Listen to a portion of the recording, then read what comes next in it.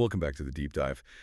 Today we're digging into something pretty sophisticated, actually. It's a system in decentralized finance, Aerodrome Finance. Yeah, let's unpack this one. We're focusing on AERO. It's become like the main liquidity place on Base, Coinbase's Layer 2 network. Our goal here is to figure out why it's more than just another exchange. Why is it this economic engine for Base? That's exactly it. The sources paint Aerodrome not just as, a DEX, but as a system really designed to tackle a huge problem in crypto funding. And this is actually like their third try at this specific model. It's a fork of veAERO, which itself came from Solidly. So they've kind of learned from the past attempts. Yeah, they've strategically built AERO to create this self-sustaining market just for Base to drive that whole ecosystem. Oh, and the problem it's trying to solve, it sounds like the classic startup issue, right? The chicken and egg thing. Exactly. That's a perfect way to put it. You launch a new D app, right? First thing you need is liquidity. Lots of it. Otherwise, people trying to trade your token get hit with high slippage. It costs them more. Yeah. But how do you get that big pool of money? You need users. You need volume first. It's a total catch-22. In the old way, this liquidity mining, that often just blew up, didn't it? Didn't create stability. Oh, yeah. Total disaster for long-term health. Traditional liquidity mining, where you just hand out tokens, it only attracts what the sources call rented capital. Rented capital. Okay. Think of it like this. Someone throws $1 million into your pool just because you're paying out crazy high, but temporary rewards. The second those rewards dry up, poof, the capital's gone, chasing the next big APY. You're left with, well, scorched earth, as they say, no real foundation. Ouch. So Aerodrome does it differently. Completely flips it. Instead of protocols renting temporary cash with high inflation, Aerodrome basically makes them buy stable long-term liquidity. It forces them into a competitive market for it. Okay, buying liquidity, not renting it. That's the key shift. Let's try an analogy to make this easier. Imagine Aerodrome is like the main highway intersection in a big city, the city being Base. All the important traffic, the trades, the money, it has to flow through here. Good analogy. Now, picture a powerful council controlling this intersection. These are the folks who've locked up their AERO tokens. They get this special voting token, veAERO. Right. The vote escrowed AERO. And here's the clever bit, right? If you're a new project, Project X, and you want your road, your tokens trading pair, to get the most traffic, you can't just pay a general fee. You have to pay the council members directly. These payments, they call them bribes. Exactly. Bribes. Sounds a bit dramatic, but that's the term. So if you want the busiest lane, you basically pay off the voters to direct the AERO rewards, the traffic, your way. It makes intuitive sense. But what's the official name for this whole setup? The official term is the liquidity flywheel, and it's based on this economic model called V33. It kind of blends ideas from Curve with the vote locking and some game theory stuff. The really crucial part is that it's designed to create these positive feedback loops. Everyone involved, voters, traders, protocols, is pushed towards benefiting the whole system long term, not just grabbing quick cash. Okay, positive feedback loops. This is where it gets interesting for, someone trying to understand how it actually works. Let's break down that flywheel maybe step by step. What happens each week? Okay, yeah, let's simplify it. 3 main actions every week. Action 1, the vote, or maybe think of it as ownership. It all starts with commitment. Users take their regular AERO tokens and lock them up. They can lock them for up to 4 years. The longer they lock and the more they lock, the more voting power they get in this veAERO token, which is actually an NFT. Okay, lock longer, get more say. Makes sense. And critically, holding veAERO gives you a right to the trading fees generated by the pools you vote for. Like 100% of those fees. So direct income from voting. Got it. What's next? Action 2, the bribe or the payment. This is where the protocols come in. The projects that need liquidity, they offer bribes. These bribes go directly to the veAERO voters. So Project X might say, hey, vote for my pool to get AERO rewards this week, and I'll give $50,000 worth of my token or maybe stable coins to everyone who votes for me. Whoa, hang on. That sounds... Doesn't that just favor the big guys? The projects with deep pockets who can afford the biggest bribes? What about the genuinely cool small startup? That's a really good question. It's definitely a tension point. The system is designed for efficiency, maybe not pure fairness in that sense. But here's the thing. The voters, the veAERO holders, they're looking for the best total return.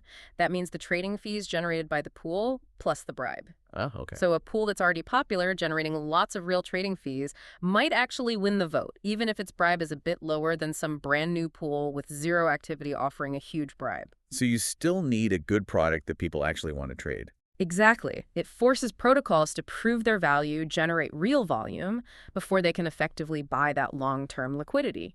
It pushes for efficiency. Okay, that makes more sense. So action 1 is vote ownership. Action 2 is bribe payment. What's action 3? Action 3, the reward, or directing the traffic. So every week, the veAERO voters cast their votes. And they're motivated by, well, maximizing their own income, right? The fees and the bribes. So they direct that week's new AERO tokens, the emissions, only to the pools that offer them the best combined deal, the highest fees plus bribes. This makes sure the protocol isn't just like printing AERO and throwing it at pools nobody uses. It's targeted. Right, so it's like a built-in market mechanism. Yeah. Capital automatically flows where it's most productive because only productive pools can afford to keep attracting votes and rewards. Yeah, like competitive capitalism baked right in. Precisely. It's a self-optimizing system. Okay, so that's how it works. Now, why should the average person listening care? What are the actual benefits? Great question. Let's break it down for different users. First, for traders. If you're just swapping tokens on Base, the result of all this is deep, stable liquidity. That means low slippage.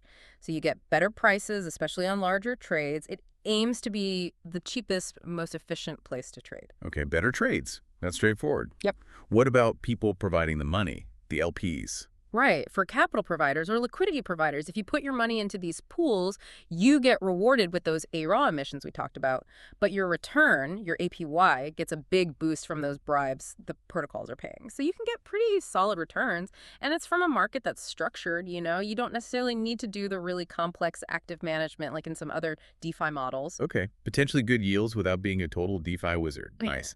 And the third group, the voters. Third, and this is maybe the most interesting group, the long-term holders and voters, the VR holders. You really become like a shareholder. You get 100% of the trading fees from the pools you voted for, plus those direct bribe payments. Okay, fees plus bribes. Sounds good. But there's that crucial piece you touched on earlier dealing with the inflation, the anti-dilution thing. Yeah, the rebase. Yeah. Because that inflation rate sounded huge. It was initially. The sources mention a starting rate of like 104% annual inflation. Super high. Wow. Now, if you locked up your AERO for, say, 4 years and didn't get anything to compensate for that massive new supply hitting the market, your voting power would just get washed away, right? Diluted into nothingness. Yeah, you'd lose your influence fast.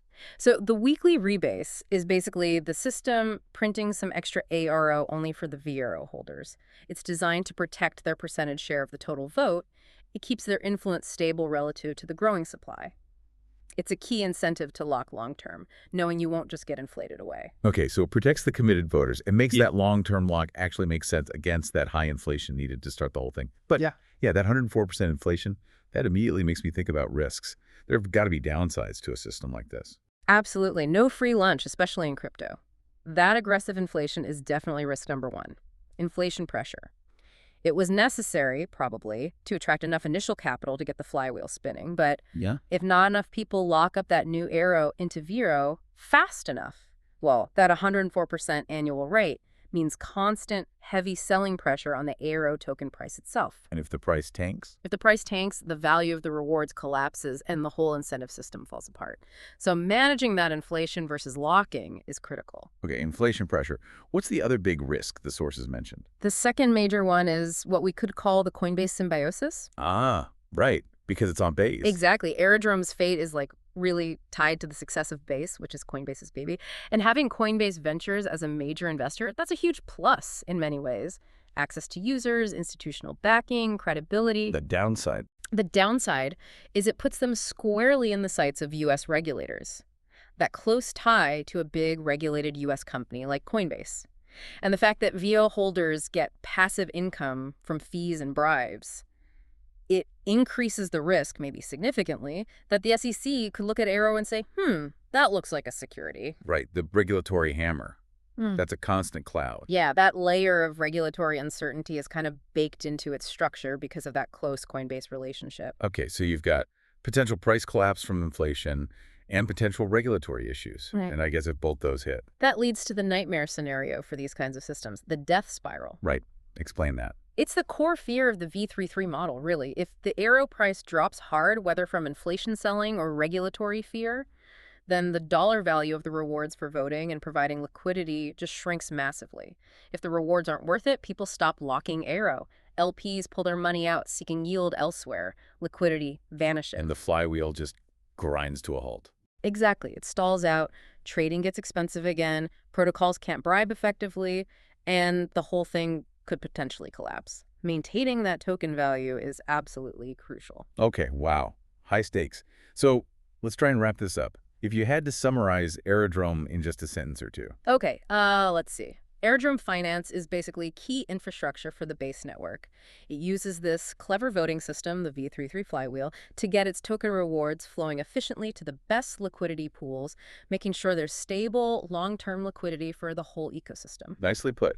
And looking ahead, is this the final form, or are they still building? Oh, they're definitely still building. The team's already talking about a big upgrade called Slipstream. Slipstream, what's that about? The plan is to integrate concentrated liquidity pools, the super efficient kind like Uniswap V3 uses, into their existing V3 system. Huh. Why does that matter? Well, concentrated liquidity, or V3 models, let you provide liquidity in much tighter price ranges. It means you need way less capital to get the same low slippage for traders. It's much more capital efficient. Okay. So the really provocative question is, if Aerodrome can successfully merge that V3 technological efficiency with their already proven economic flywheel for directing rewards, Yeah. what could that mean, not just for Base, but potentially as a model for decentralized exchanges on all the Layer 2 networks? Could that be the next evolution? It is. Yeah, that's a big question to chew on. Yeah. Combining the best of both worlds, potentially. All right, that's a fascinating place to leave it for today. If you found this interesting, please like and subscribe to the channel. We do all the complex research, so you don't have to. Thanks so much for tuning into this deep dive on Aerodrome Finance. Keep learning, keep asking questions, and we'll catch you on the next one.